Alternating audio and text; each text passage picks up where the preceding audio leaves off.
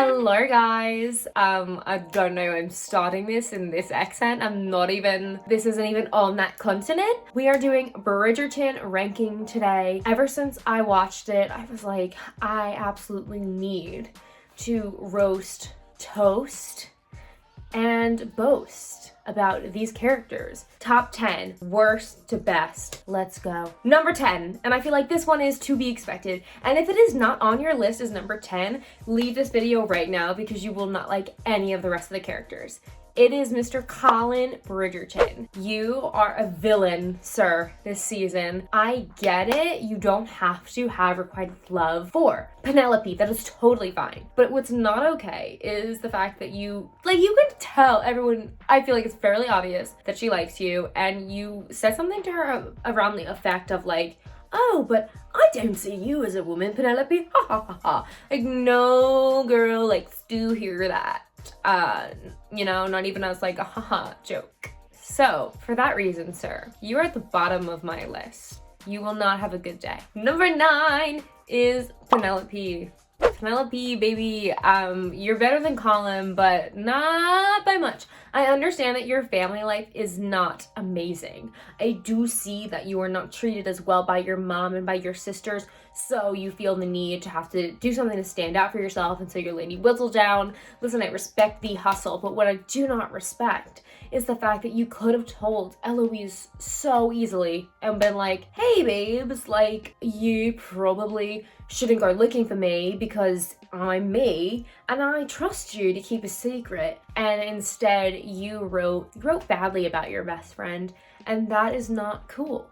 And for that reason, you are my number 9. Number 8, and you know what, this one, I was even kind of hesitant to put her on here because I feel like she wasn't really in the season, but I think she had enough of an impact for me to rank her as our diamond of last season, Miss Daphne Bridgerton. Her microbangs were still in full swing this season. I enjoyed that she was there to tell her brother, like, hey, I don't know if you like this girl. Like, I'm not sure if she's what you're looking for. But just like she was last season, boring, plain, really no spice. That's what I didn't like about last season, is I just felt like Daphne and Simon were boring. You know, they're very beautiful people, so I'll give that. Like, Simon is a joy to look at, but she doesn't offer anything. And so at least she offered a little bit of assistance to her brother to maybe do something different. But other than that, she was serving air. Serving nothing. So I put her on 8 because she didn't really do anything wrong, but she also didn't do anything to move the conflict forward. Sorry, Daphne.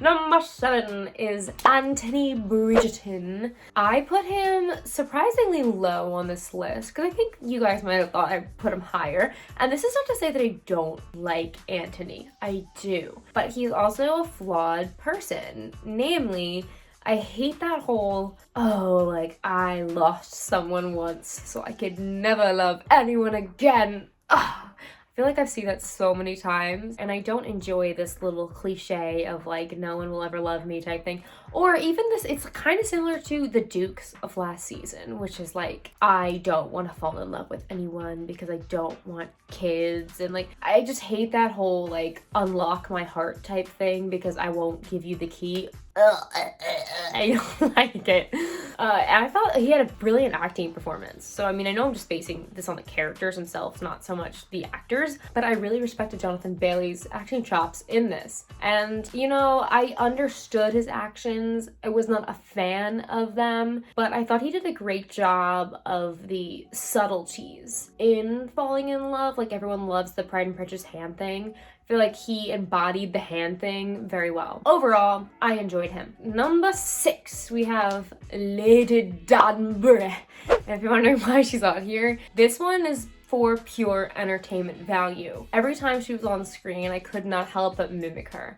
That walk that she gives, I'll have to get up and show you. Edwina, the diamond of the season.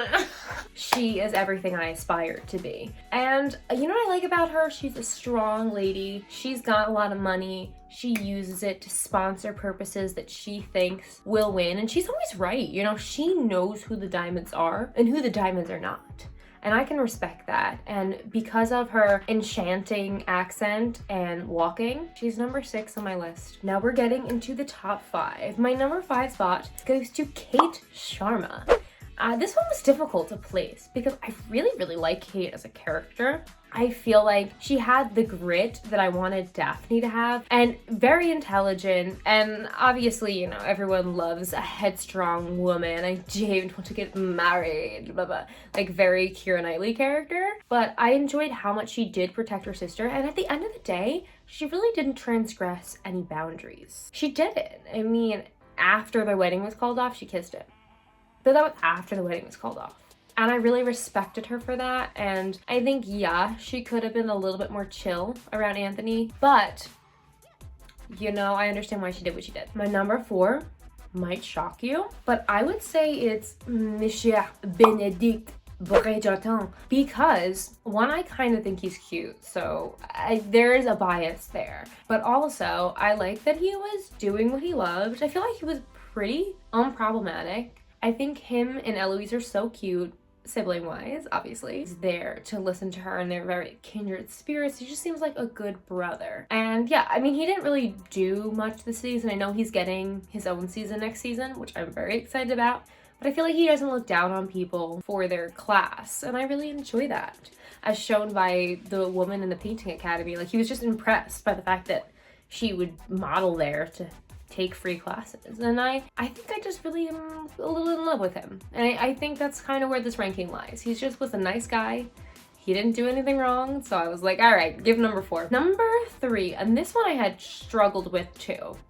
I put Edwina as number 3, and this one's really high. Edwina kind of had the Daphne effect this season, meaning that in the beginning her character was a little milquetoast, you know. Oh, she's so perfect. Oh, she's the diamond. Everyone wants to help her out. She's gonna marry the best eligible bachelor in the season. Ooh, hoo, hoo, hoo. And she just kind of went along with it. But you always liked her. Like, she was very charming. And I had major respect for her when she walked out of the wedding. It was like, yeah, no. I see what's going on and it's not happening. Not my ass. And because of that, I give it number 3 for standing up for herself, because Daphne, I feel like, wouldn't do that. Number 2, the matriarch of the Featheringtons. Her name escapes me. You're like, why would you give her number 2? Hear me out. Okay, she's a cunning businesswoman. And yeah, okay, were the mines not a great investment? Yeah, did she know that? I forget. I think she did, though. But what I really respect her for, other than the hustle, which I do, is the fact that Lord Featherington kept coming on to her, and she was like, no, like, you like my daughter or you like no one else, because I won't do that to her. I won't disrespect her like that. And I appreciate that. I feel like she does what she has to do for the family. And even in the end, she was like, no, we're not moving, you are. And I respect strong women, despite their shades of moral grayness. So that was number 2. Number 1 is Eloise. I just love her. I feel like she would be my number 1 last season as well. She is the most dynamic character, because especially in this season, you get to see her grow a little bit from that, like, political activist into a bit of a maiden, dare I say. I enjoyed her little romance with Theo this season, and she just is funny and witty, and I always like the scenes that she's in, and I think that she needs more screen time. And I know next season is not her season, but I hope she gets one. I haven't read the books. I might read the books. I don't know, who knows? But I enjoy her spirit. So for my list, I give her season 2 number 1, numéro 1, as I say in a French accent, even though that was Spanish. Thank you guys again for watching. If you have any problems with my list, you can meet me on the back and we can fight about it, or you can put in my comments what you would list these characters as. If you have anything else you want me to rank, I'd be more than happy to. Thanks so much for watching, and if you would be so kind to like and subscribe, I would just be happy. I can't offer you anything other than my happiness. But anyway, thanks for watching. Have a good one, guys.